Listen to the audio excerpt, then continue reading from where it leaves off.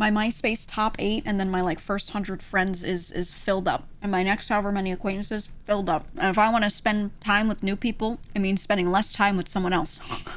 It's zero sum, dog. It's zero sum. It's my time. That's just how it is. With the MySpace, is that like Vine?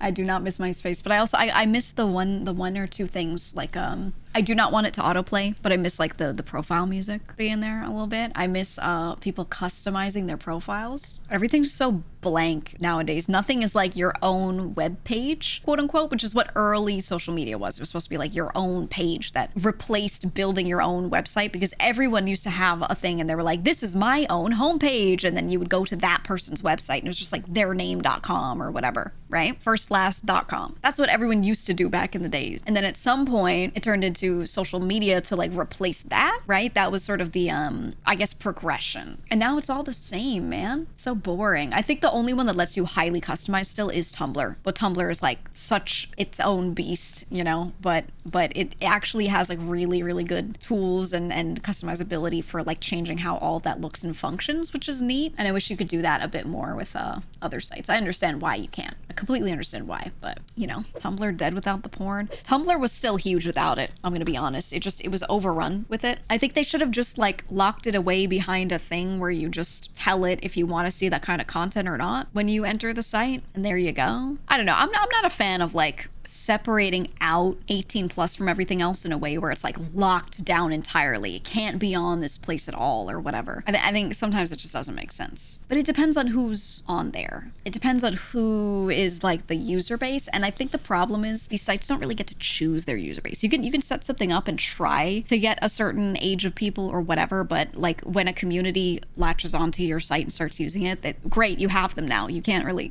like choose that. So, you know, I guess sometimes they just have to adapt. I don't know. You remember when YouTube let you customize the entire page? I know, it was so nice. It's still censorship. Yeah, I think things should be censored. I'm not like, ooh, everything should be the Wild West, because the problem is the internet isn't the way it used to be. Tons of kids are on the internet now. Everyone has access to the internet now, nearly. There's no longer this barrier to entry. Like everyone's got a phone and can just open up web pages and can use like everything lives on an app. I was cooler with it being the Wild West when there were more checks and like certain people made it through and ended up on the internet and others kind of didn't. And it wasn't just everybody and their grandmother being there. But yeah, it's evolved past that. So now I am more of a fan of, yeah, like not everything should allow everything on it, or things maybe should be locked down behind. Like you have to at least say, yeah, like click something, TOS, whatever, click and be like, yes, I'm 18 or blah, blah, blah. Everyone's grandma is there. Every impressionable person is on there. Especially, they're the most tied to it typically. All the kids are on the internet, everything. So, you know, there should be spaces that aren't kid safe. There are tons. There are tons that aren't kid safe. Tons that are not kid safe, okay?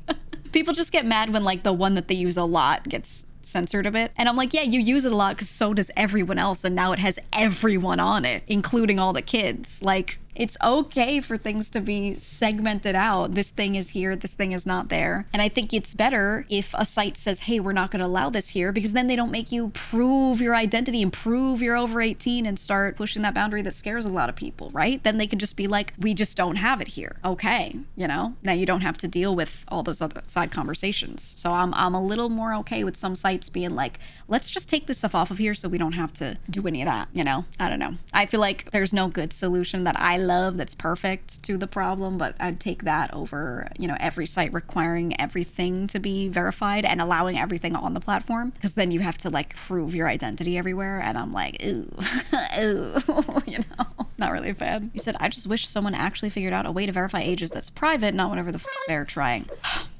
How the is my question. How the I sympathize with the people trying to figure it out that are struggling to figure that out, because how the why should this gating be up to the platforms and not parents though? That's where my line is drawn. Yeah, I agree. I think it's the parents' fault. Personally, I think it's the user's fault. I do not think a platform should be the one getting in trouble. That's where I am. I agree. I think if a kid sees something they shouldn't, the parent should have gotten themselves to be computer literate to a point where they could have made sure that that kid couldn't do that thing. There are so many like parental controls and things on every device nowadays. It's like, why are you making the kid take the driving test to get their license when the parent should take the test to drive their kid around. You know what I mean? Like, that's right. Like, the parent should be the one in control there.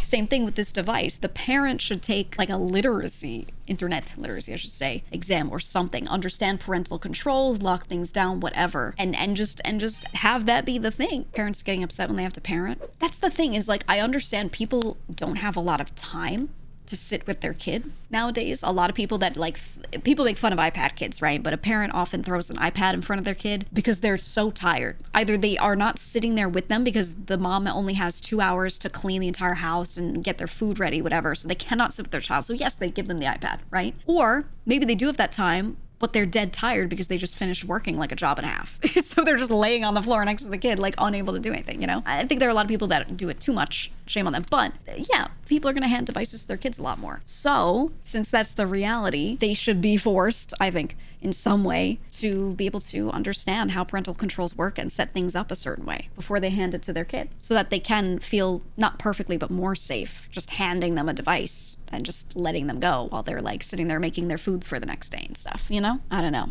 It's not always their fault that the situation exists, that it's hard for them to like take a device away, but it's not hard for them to learn how to just make that device safer for them. That's how I feel. But I don't know, it just has to be a cultural shift. I feel like influencer parents have to be like, parents, you got to do this for your kid. And then schools need to be like, parents, you have to do this for your kid, and blah, blah, blah. Like, it has to be a cultural shift if it's going to happen. There's no other way, in my opinion.